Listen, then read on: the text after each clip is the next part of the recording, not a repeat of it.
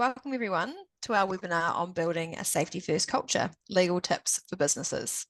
My name is Ruby and I'm a senior associate in LegalVision's employment team, and I'm joined today by my colleague Louise, who is also an associate in our employment team. So just before we begin, a couple of housekeeping items. Just make sure you don't take notes if you don't need to. We will record these and the slides will come to your email, and you can submit questions along the way in the Q&A box, and if we get to it, we can answer your questions at the end, and we would really appreciate it if you can please complete the feedback survey after the webinar that will pop up. Just so you're aware, all attendees are eligible to receive a free consultation with us to discuss how we can help you with your contracts or any of your legal needs. So to request your free consultation, just provide us with your contact details in the survey that appears at the end of the webinar. So today we'll be discussing along the lines of broader health and safety laws, then understanding the importance of safety first culture, leadership and commitment, employee involvement and training and what this means, some tips around developing and implementing safety policies. We'll also look at monitoring, reporting, and continuous improvement of your systems, and then revamping health and safety, just so we update on what's going on there. And then lastly, we'll get to your questions. So at the end of the webinar, as I said, we'll answer your questions. So just make sure you submit them along the way, and you can do this through the chat function, and then we can answer them if we get to them at the end. So to begin, Louise will start speaking to us about what are a business's broader health and safety duties. Thanks, Louise. Thanks for that introduction, Ruby. So in New Zealand, employers have specific duties and responsibilities when it comes to health and safety in the workplace. So this webinar will be focusing on how to build a safety first culture, but it's necessary to touch on what your responsibilities as an employer are first. So under the Health and Safety at Work Act, employers are considered a PCBU, which is a person conducting a business or undertaking. So you would have a primary duty of care to ensure, as so far as reasonably practicable, that the health and safety of your workers and others affected by your business operations. So the main duties of a PCBU include providing a safe work environment with proper facilities, equipment, and systems, ensuring the safe use, handling, and disposal of substances, providing adequate information, training, and supervision to workers, monitoring workplace conditions and worker health to identify and manage those risks, engaging with workers on health and safety matters and enabling worker participation, notifying authorities of notifiable incidents, injuries, and proper records, and lastly, complying with all relevant regulations, codes of practice, and safety guidelines. So employers who fail to meet these duties can face significant penalties, including fines, prosecutions, and even potential imprisonment in cases of reckless conduct. So the key obligation for employers is to take all reasonably practicable steps to create the safe workplace and provide their workers with any, protect their workers from any health and safety risks. So besides the employer as a PCBU, there are two other key roles which are important to health and safety. So the first one is officers. So officers are people who make decisions that have an impact on the whole or a large part of the business, which is typically your senior managers. So under health and safety laws, officers have an obligation to exercise due diligence to ensure that the PCBU complies with their health and safety duties. Officers can meet their health and safety duties by taking reasonable steps to stay up to date with health and safety knowledge, understanding the hazards and risks associated with the business, ensuring that suitable resources and processes are in place and being used to manage and ensure that there is an appropriate reporting process in place and it's being followed. Workers, on the other hand, are people who carry out work in any capacity for the PCBU, and include employees, contractors, apprentices, trainees, and volunteers. So they would be required to take reasonable care of their own health and safety, take reasonable care for the health and safety of others who might be affected by their acts or omissions in the workplace, complying with reasonable instructions given by the PCBU, and also cooperate with any reasonable health and safety policies or procedures that the PCBU has. Employees themselves also have duties, as discussed earlier, as workers, but they also have an obligation to avoid working while impaired in a way that could endanger themselves or others.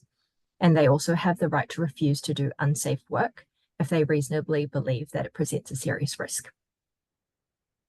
Employees who fail to meet these duties can potentially face penalties and also dismissal, especially in cases of extreme or gross negligence that endangers others. So the key principle is that employees must take reasonable care and comply with all health and safety requirements in the workplace. And if you do require any specific advice around duties or the Health and Safety at Work Act, we do recommend booking in a consultation with us as health and safety issues are often a case-by-case situation. One of the ways your business can comply with different duties that we've just touched on is understanding the importance of creating that safety first culture. So today we'll be discussing what this means and providing examples and tips so your business can build that safety first culture. So now I'll just pass back to Ruby. Thanks, Louise. So as Louise said, we'll now turn to really understanding the importance of building that safety first culture and looking at it, what it really means. So a safety first culture is really an organizational mindset and practice that really places the highest importance on the safety and well-being of employees, customers, and the community. So in terms of what that's characterized by, this can be by leadership commitment. So this comes from the top management consistently demonstrating a commitment to safety through their actions, decisions, and their resource allocation. It can be employee involvement. So it's really important that employees at all levels are engaged in safety initiatives and encouraged to report hazards, and they're feeling empowered to suggest improvements. For example, if you're on the workplace and they see something going wrong, it's feeling that they can approach you to say, that might be something we can change. In terms of that continuous improvement, the organisation continuously should assess and improve its safety processes and systems. So really learning from incidents or near misses and making sure that they don't happen again. And then that clear communication. So safety policies, clear procedures, and really clear expectations that should be communicated and understood throughout the whole organisation. And lastly, the training and education. So regular training really helps to ensure that employees do have the up-to-date knowledge and skills to make sure they really perform their work safely. And then touching on some of the benefits of prioritising safety. So what it can result in. So if you do prioritise safety, it can lead to reduced accidents and lower incident rates. So prioritising safety is really, really important. And it's not only there to protect employees, but it also reduces the direct and indirect costs associated with accidents, such as those potential penalties that Louise mentioned and legal costs if you had to get lawyers involved to help you or guide you around that accident or any other penalties that come with it. It makes sure you comply with regulations. So a strong safety culture really helps to ensure compliance with their occupational safety and health regulations. And again, avoiding those fines and legal issues. It can really lead to increased morale. So when there's a good health and safety culture, employees can have a sense of security. So they'll feel valued and secure knowing that their employer really prioritizes their well-being. And this can lead to that increased job satisfaction and loyalty. It also can help with engagement and retention. So a positive safety culture really fosters that supportive work environment, leading to higher employee engagement and retention. And workers are more likely to stay with an organisation that really demonstrates genuine concern for their safety. It can also lead to enhanced productivity. So with fewer interruptions, obviously fewer accidents and incidents and injuries, again, fewer interruptions to operations, and this leads to a more consistent workflow and higher productivity of staff. It can lead to a better quality of work. Obviously, employees who feel safe and are valued are more likely to be motivated and focused, and that can result in a higher quality of work and better overall performance. Cost savings, really important. So reduced accident-related cost and just improved efficiency, and that contributes to the organisation's bottom line. And it's allowing for reinvestment into further safety and operational improvements. So in summary, fostering a safety-first culture is not only a moral and ethical obligation, but also a strategic business decision. It really enhances the well-being of employees. It can lead to those operational efficiencies, and it really strengthens the organisation's reputation. So ultimately, it really contributes to long-term success. Thanks for that, Ruby. So I'll be discussing leadership and commitment. So leadership plays a crucial role in establishing and maintaining a safety first culture within a business. The actions and attitudes and decisions of leaders significantly influence the overall approach to safety throughout the business. So some examples of how leaders can demonstrate their commitment to safety. Firstly, visible involvement. So regular safety walkthroughs is a great example. Leaders can conduct regular safety walkthroughs in the workplace to identify any potential hazards. Having safety meetings, so participating in or leading regular safety meetings shows that leaders prioritize safety discussions. Secondly, resource allocation, so investment in safety equipment, allocating budgets for the latest safety equipment and technology, and also training programs. So funding comprehensive safety training programs for all employees will ensure that they have the knowledge and skills that they need to work safely. Thirdly, policy and procedure development. So having those clear safety policies in place and incident response plans. So creating detailed incident response plans, ensuring that all employees are trained in these procedures and managing any potential issues. So the next one we have is recognition and accountability. So like those safety recognition programs, implementing programs that recognize and reward employees for adhering to safety protocols, and also accountability measures. So holding all employees, including management, accountable for any safety violations tends to reinforce the importance for following safety guidelines. Another one is open communication. So encouraging reporting. So creating an environment where employees can feel comfortable reporting any safety concerns without any fear of reprisal, and also transparent incident reporting. So sharing information about incidents, near misses transparently, along with the lessons learned and any corrective actions will promote a culture of continuous improvement. And the last one is leading by example. So PPE is one of the most important things for a lot of workplaces. So leaders that consistently wear PPE in required areas shows that it's important for safety compliance and also safety first decision making. So demonstrating that safety considerations are paramount in all business decisions, even if it means slowing down the production or even incurring any additional costs. So by actively engaging in these practices, leaders can effectively foster a culture where safety is ingrained in an organization's values and daily operations. And this commitment not only protects employees, but also contributes to an overall business success. So now I'll just pass back to Ruby to discuss employee involvement and training. Thanks, Louise. So yeah, we'll have a look at the role of the employee participation and safety initiatives. So as I said, fostering a strong safety culture really does require active participation from all employees. And it's critical for identifying potential hazards, reporting those safety concerns, and developing practical solutions. So when employees are engaged in safety initiatives, they are more likely to adhere to those safety protocols, and they are more likely to contribute to a safer working environment. So just turning to some of those particular benefits, the first is obviously increased awareness. So when employees are involved in those safety initiatives, they become more aware of the potential hazards in their work environment, and they're better equipped to avoid accidents. Secondly, the empowerment and ownership, as Louise sort of said, engaging employees in safety programs really gives them the sense of ownership and responsibility for their safety and the safety of their colleagues. And the third is enhanced communication. So active participation really promotes open communication between the employees and management. So this will just lead to a more transparent and proactive approach. And lastly, just having practical solutions. So employees are often directly involved in the day-to-day operations. For example, on a workplace, they're there. It's hard sometimes for management to understand what risks are when they're not actually on the site all day or involved in the actual work. So having them involved, they can have really valuable insights, and they can actually suggest more practical and effective safety measures. So then turning to some of the ways that employers can encourage employee participation, some of those points I've talked about.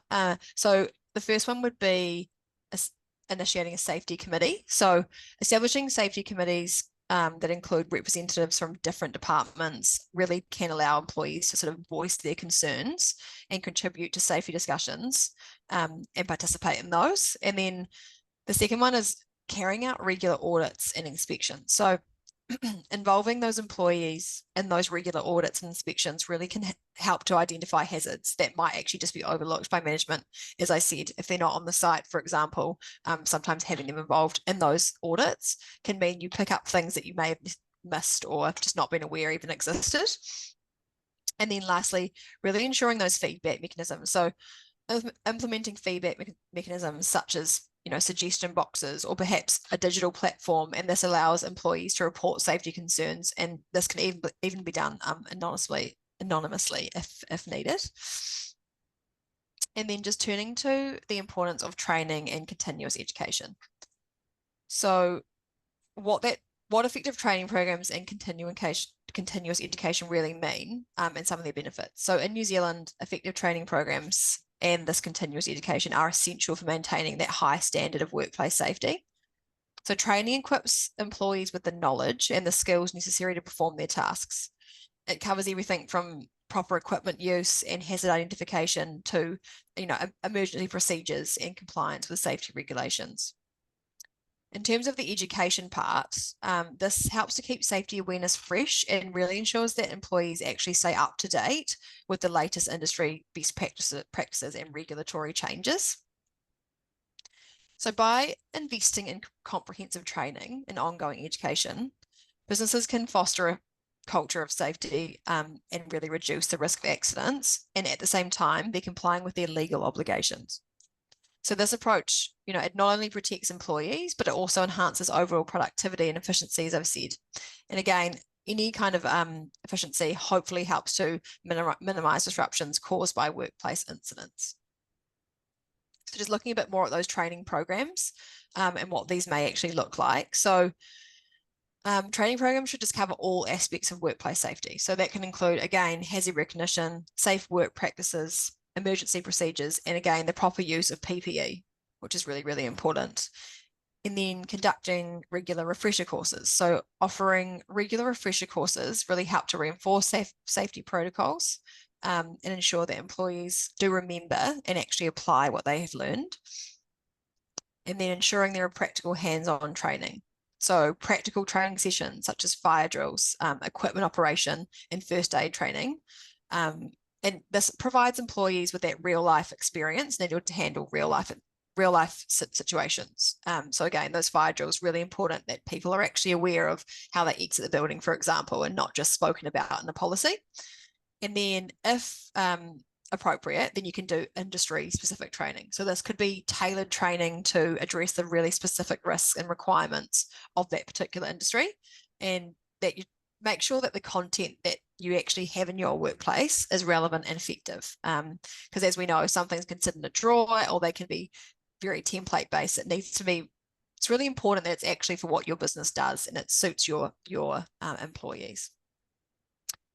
So just in terms of that continuous education and ongoing learning. So what this can look like is, say, e-learning modules. So offering online courses and e-learning modules. This can allow employees to learn at their own pace and stay updated on their latest safety practices.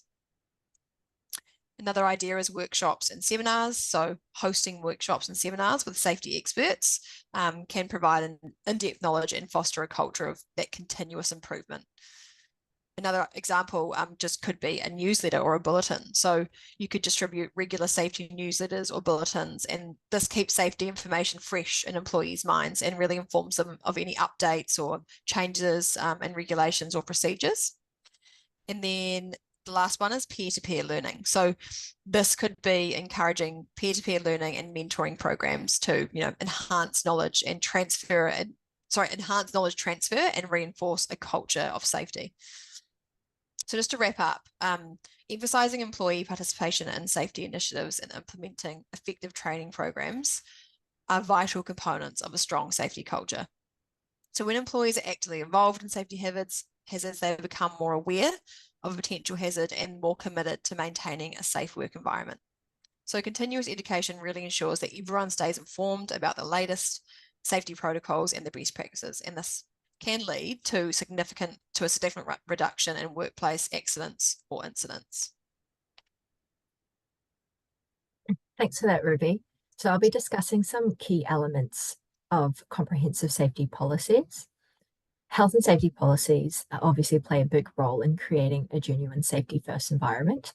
It lays out the rules and expectations everyone needs to follow, and it helps identify and manage those risks properly, gets workers involved in safety efforts, and allows for regular improvements, and it makes sure the company follows all relevant laws and regulations. So we recommend having appropriate workplace policies in place, generally at least a work health and safety policy, and also an anti-discrimination, harassment, and bullying policy. So it's important that these policies have a clear objective and scope, and that the roles and responsibilities are set out clearly. And it includes any specific duties for safety officers, supervisors, and safety committee members. It should also include hazard identification and risk assessment. So establishing procedures for identifying potential hazards in the workplace and detailing the methods for assessing and prioritizing those risks associated with those hazards. And if relevant, you should also include safe work practices and procedures. So there should be detailed guidelines for safe practices and procedures, which include specific instructions for high-risk activities and the use of PPE. Following on from that, you should also include emergency preparedness and response. So outline the procedures for any emergency situations, ensure that there are emergency contact numbers if relevant. And training and education. So specifying the training requirements, including any induction training or ongoing training, or even any specialized training that's required. From there, you should also have a section for incident reporting and investigation. So establishing a clear process for reporting and investigating accidents and near misses, and defining the steps for documenting any incidents. Performance monitoring and review. So setting up methods for monitoring safety performance, such as any safety audits and inspections, and including procedures for regularly reviewing and updating any safety policies. And the last one, communication and consultation. So detail any methods for communicating safety policies and procedures to all employees, and include any mechanisms for consulting with employees and involving them in the safety decision-making process. So some strategies for effectively implementing and communicating these safety policies. So as we said earlier, leadership commitment. So ensuring that the top management visibly supports and prioritizes the implementation of safety policies, and they allocate any necessary resources, including time, personnel, and budget to support this. And the second one would be employee involvement. So involving employees in the development and review of policies to ensure that they are practical and relevant, and establishing any safety committees with representatives from different departments. The third one would be clear communication channels. So ensuring different ways to ensure that policies are accessible, such as through email, work notice boards, and also in team meetings, and ensuring that safety policies are written in simple language that can be easily understood. Fourth one is training and education. So providing comprehensive training on new policies for employees and using different training methods, including workshops, on-the-job training, to cater for different learning styles. You should also have regular monitoring and feedback. So conducting regular safety audits, inspections to ensure compliance, and also gather feedback from employees and make adjustments if they are required. Number 6 is recognition and incentives. So recognizing and rewarding employees who do adhere to policies and contribute to that safe work environment. And the last one, which is a bit of a summary of all the earlier strategies, is continuous improvement. So establishing a system for continuously reviewing and improving policies based on feedback, investigations, and any changes in industry standards. So by incorporating these strategies, your organization can develop and implement effective policies that protect workers, reduce accidents, and promote a culture of safety throughout the workplace. So now I'll pass back to Ruby to discuss safety audits and inspections. Thanks, Louise. So yeah, we'll just have a closer look at understanding the importance of those safety audits. So I guess the most important one is really that those audits and inspections really help ensure your compliance with the Health and Safety at Work Act and any other relevant regulations that come under that. So they really verify that safety procedures and policies are actually being correctly implemented and adhered to. Again, when you carry out an audit, you may identify things that you didn't realize were happening, to use that example again, on the workplace or on the work site. So they help to identify hazards. So again, they can identify new hazards that may have arisen since the last inspection or audit you carried out. And this again helps prevent those accidents and incidents. So by identifying and addressing those hazards, audits and inspections can prevent those accidents before they even incur, and they can enable the organisation to actually take those proactive measures to mitigate risks. And they can improve safety performance. So audits and inspections provide valuable data on safety performance. It can highlight areas where improvements are needed, and they, again, contribute to continuous improvement. And then we'll just turn to the value of a transparent reporting system. So a transparent reporting system is essential for maintaining an open and proactive safety culture. Again, it fosters a culture of openness and trust where employees actually feel comfortable reporting safety concerns. It again ensures that all safety issues, no matter how minor they may seem, are actually reported and addressed. And it, in terms of identifying trends and patterns, so by collecting and analysing that kind of data from incident reports, it can really help to identify any kind of trends that you're seeing in the workplace or within these incidents in terms of that safety performance, and making sure you can minimise that in future. And then enabling timely intervention. So a transparent reporting system, again, it allows for that timely identification and early intervention of safety issues, which is really important. And then it enhances that accountability. So transparency around reporting ensures that all safety issues are actually documented, tracked, and it again enhances the accountability at all levels of an organisation, not just the top and not just with the employees. Everyone is doing their part to ensure there is transparency, and it really demonstrates a commitment to addressing safety concerns and improving the workplace safety. And then we'll take a look at using feedback for ongoing improvement. So feedback from safety audits, inspections, and those reporting systems is invaluable for a continuous improvement. It really helps organisations identify weaknesses, implement corrective actions, and enhance their safety management systems.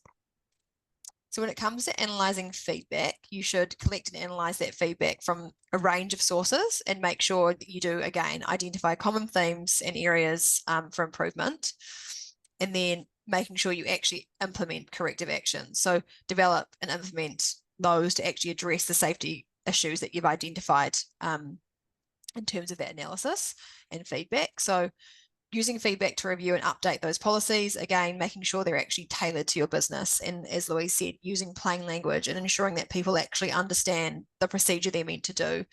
Quite often we see safety policies that are very generic, but they don't suit your business. So making sure they're tailored properly, and perhaps that will be identified in a review, is that someone may ask questions, or you're finding you're getting the same question or the same incident occurring. Perhaps it's that they don't understand the procedure or they don't understand the policy. And then again, training and communication. So it's always important with communication, but incorporating that feedback into safety training programs just to ensure that employees, are aware of new hazards and any updated procedures. So any updated policy that you noticed from last time, perhaps you make it clear to them that you took on board the feedback, you've updated it, and this is the outcome. And then lastly was obviously monitoring effectiveness. So again, continuously monitoring the effectiveness of these changes, following up, continuing inspections where you need to, and then just adjusting your strategies or adjusting your policies and procedures as needed, just to make sure you're actually improving in safety performance. So just lastly, regular safety audits and inspections, along with that open reporting system and actually using feedback, are really key to keeping a strong safety culture in business.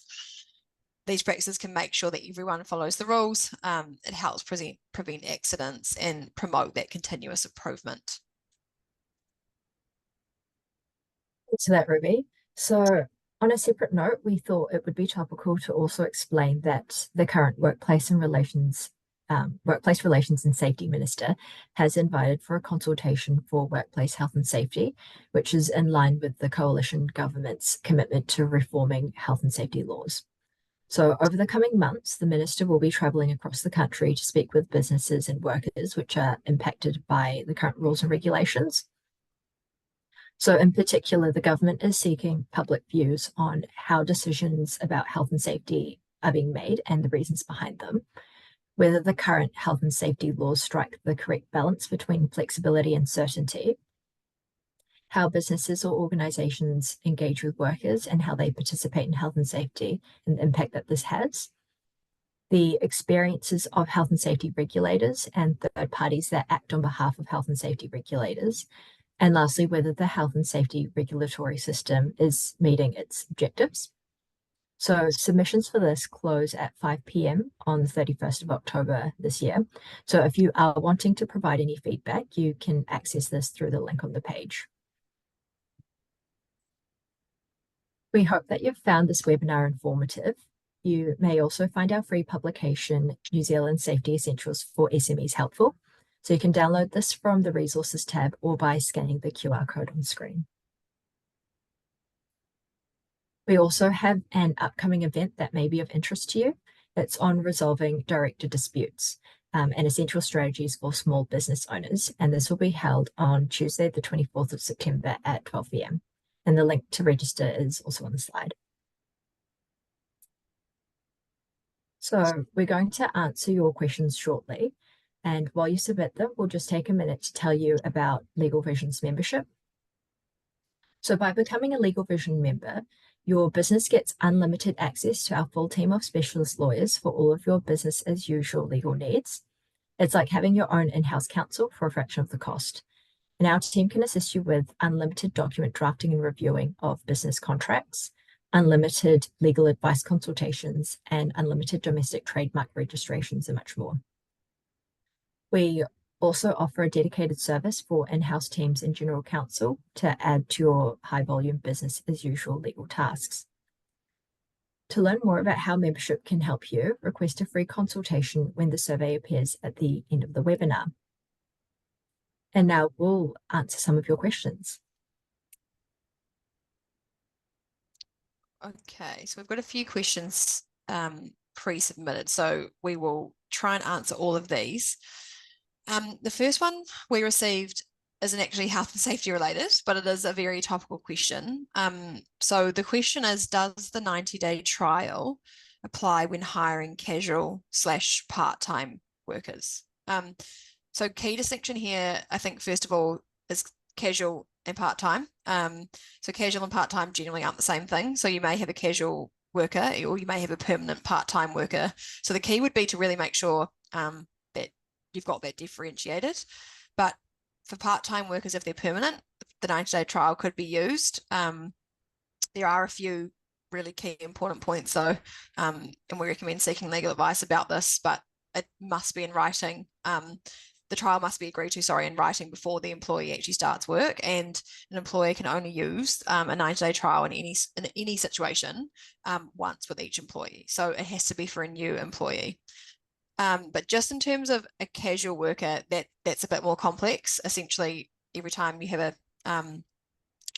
engage a casual worker, there's no expectation of ongoing work. So you would want to seek legal advice around whether it's appropriate to use a 90-day trial in that situation or not.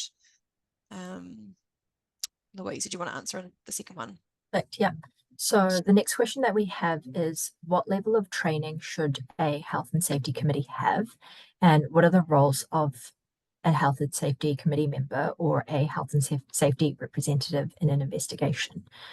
So the Health and Safety at Work Act and the associated regulations don't actually specify a level of training required for health and safety committee members. However, it is generally expected that a health and safety committee member should have and would have a good understanding of health and safety matters which are relevant to their workplace. So for health and safety representatives, there is a requirement for specific training. So health and safety representatives are entitled to attend approved training courses to help them perform their role effectively. And the PCBU must allow the representative to attend such trainings and should be covering the cost for that. And regarding the role of committee members and representatives in investigations, so for committee members, the role is generally advisory. So during an investigation, a committee member might provide input based on their personal knowledge of workplace practices. They might review investigation findings and make recommendations for improvements, and that also help communicate the investigation outcomes to workers. With representatives, they do have more defined powers.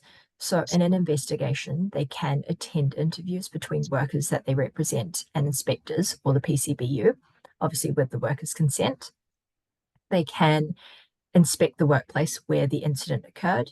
They can request relevant information about hazards and risks, and they can also accompany an inspector during a workplace investigation. Oh, okay. We had a question just around seeking user-friendly templates for a small business. And the question kind of was, are there any particular requirements, differences between small businesses and larger businesses? So I think what's being asked there is, do templates differ depending on the size of your business? So just in terms of a template, again, it's always best to seek advice around whether the template's actually suitable for your business or not. And in terms of whether the requirements are different, we would need to understand what you mean a bit more there. But it's just, again, a reminder that the key obligation really for employers is to take all reasonably practical steps to create a safe workplace and protect their workers. So if you're using templates of any kind, you just want to make sure that they are always suitable to actually ensure you're complying with that obligation. That's the overarching theme. And I think it's really important to make sure that depending on the size of your business, that's actually what you're doing. Thanks for that, Ruby. And then the next question we have is, what is the best and easiest way to stay up to date with my obligations and any regulations regarding legislation, acts, and law? That's a great question. Staying on top of employment and health and safety law is extremely important for the workplace. So some of the easiest ways are to sign up for any official government newsletters. So WorkSafe New Zealand, Employment New Zealand, and the Ministry of Business, Innovation and Employment, so MBIE, all offer regular updates. And this includes any relevant case law and any relevant legislation changes. You could also attend workshops, webinars, and conferences, just like you have today. And these events are great for learning about recent changes or how to implement any changes that you need. In addition, we do also have a health and safety add-on if you do join us as a member. And we do also include as part of that quarterly updates on any relevant case changes or legislative changes. I don't think we have any other questions. So after the webinar, a survey will pop up. We would really appreciate it if you could complete that 30-second survey. Please include your contact details as well to receive a complimentary consultation to discuss how we can help you. So thank you so much for joining us. Thank you.